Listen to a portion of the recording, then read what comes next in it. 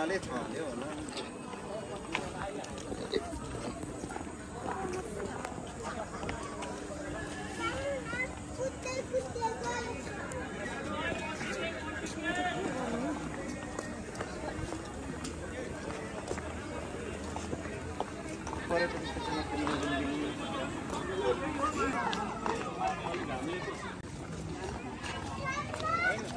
यो नि हिमाल देखिन्छ यहाँ